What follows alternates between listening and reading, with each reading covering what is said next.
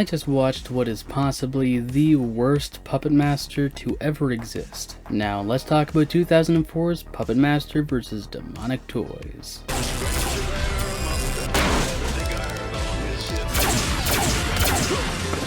A made-for-TV movie by Sci-Fi, the folks who brought us the Chucky series almost 20 years later, the non-canonical crossover sees the clash of two of Full Moon's killer doll franchises. Puppet Master, the series about hero puppets and Nazis, and Demonic Toys, the series about... demonic toys, I would assume. I don't know, because I haven't watched them yet, and I'm not gonna lie to you, after watching this, I am not all that interested. The movie follows the main timeline of the Puppet Master movies, and maybe the same one as Demonic Toys? I can't really comment on that. Anyway, we know it follows the main timeline of Puppet Master due to some of the things that get mentioned, as well as the specific puppets we have left. Oh yeah, and also, there's that humongous table-sized diary of Toulon's that he supposedly carried around. We meet Ronald, Robert, Reggie, whatever his name is, Tommy Jarvis, and his daughter Alex. They're Toulons, great nieces and nephews of Andre's to be exact. They're working on bringing the puppets to life using the magical Toulon blood. Because, although this movie shares the same timeline as the other movies, it sure does mess with shit. So according to this entry, which again is non-canonical, way back in the olden days, one of their ancestors, John Paul Toulon, made a deal with a demon named Bale that in exchange for alchemist powers, he'd give him his soul. Useless, seeing as human souls fall into hell by the thousands on any given day, but it's whatever. Nobody said Bale was a smart demon. Anyway, the plan doesn't go through, and at some point, John Paul carved puppets from a sacred tree. Bale wanted revenge on the Toulon family, and now he's working with the Sharp Industries to help their CEO unleash hell upon the world while also getting his hands on the last living Toulons. Did you follow that? As I was saying it, it just felt like I was saying random words. Sharp Industries is run by a woman who wants to rule the world using her Christmas buddies. I'm not sure if they're called that in the Demonic Toy series or not, but I think marketing a teddy bear, a baby, and a jack-in-the-box as anything even slightly Christmas related is pretty stupid.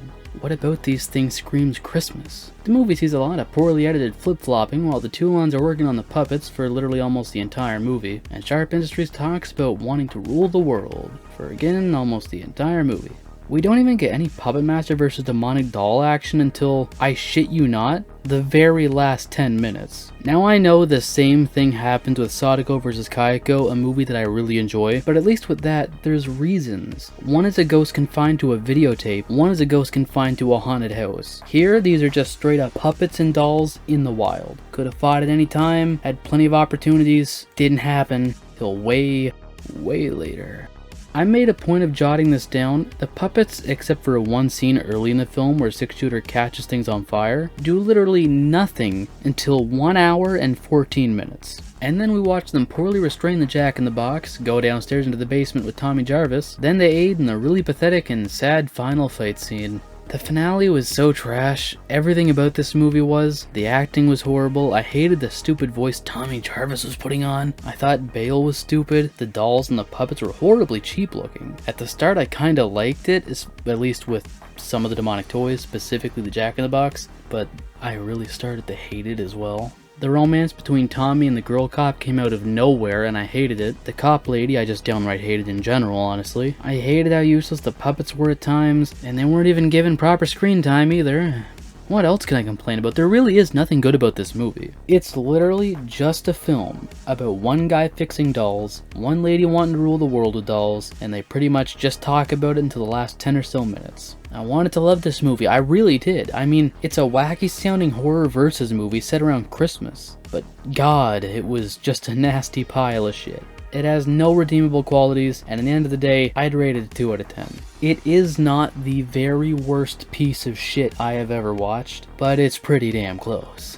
If you've seen this movie, I'd love to hear your thoughts on it down in the comments below. Thank you for watching. I'll catch you next time with something better. Have a nice day. Looking for more horror fun? You're goddamn right. Then check out the VHS comic book series, a parody of the horror genre that follows the lives of 3 teens as they fight to survive a horror movie, where every day is loaded with blood, boobs, and buds. The first 2 issues can be found in the description below.